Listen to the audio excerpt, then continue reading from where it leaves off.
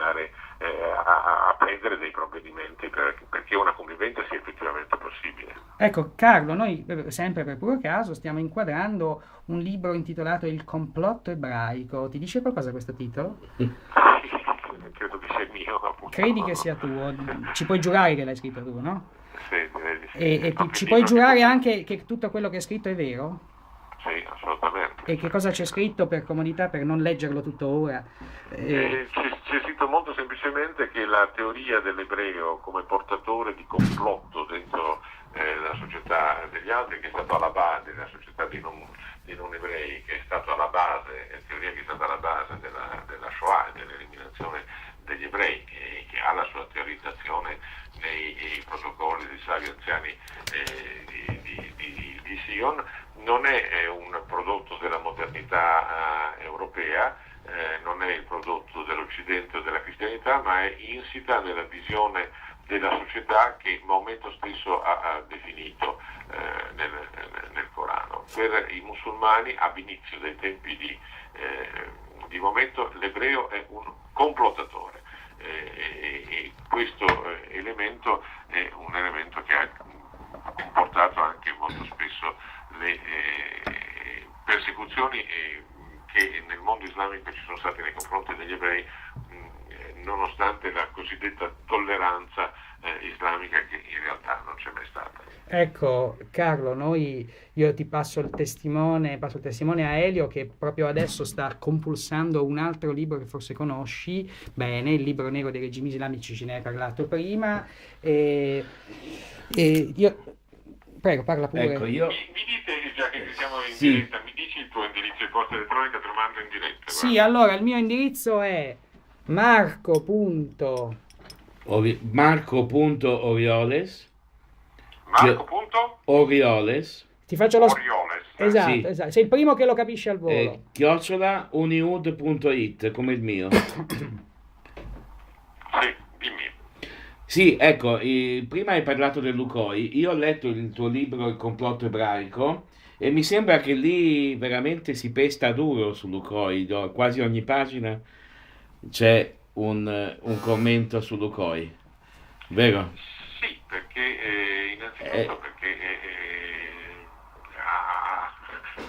è un'organizzazione che diffonde questo tipo di sì, Corano e poi perché è l'organizzazione più presente in Italia, insomma Magdi Allam ogni giorno, ogni settimana spiega nel Corriere della Sera le prodezze di cui questa organizzazione si rende sì.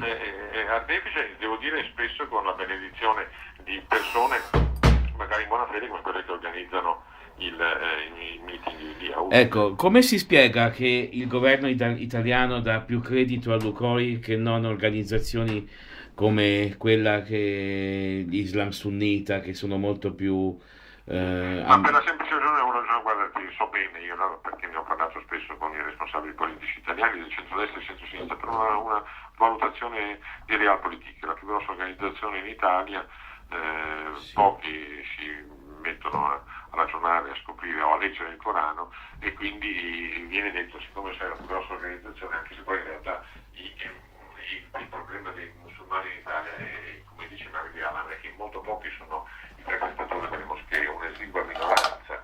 All'interno di queste esigue minoranze sicuramente Lucoi è quella che controlla più moschee in Italia e quindi il governo italiano chiude tutti gli occhi, non legge, non studia, non fa, nessuno si è letto questo Corano e se l'hanno letto hanno fatto finta di non capire e danno credito a questo tipo Quindi di viene- personaggi, devo dire anche con la complicità di molte televisioni che negli anni scorsi hanno fatto di Hamza Piccardo una sorta di star televisiva. Sì, quindi viene messo un po' sullo stesso piano dell'Unione delle Comunità Ebraiche Italiane, firmeranno Sì, qualche sì. convenzione, qualche Esattamente legge questo. che Ma regolamenta pensate i che rapporti. Lucoi, ad esempio, nonostante questo, pensate che Lucoi è quella che ha impedito qualsiasi tipo di regolamentazione dell'esercizio della religione islamica in Italia, perché Lucoi pretendeva che i musulmani in Italia fossero dispensati dal seguire la legislazione italiana e applicassero la Sharia.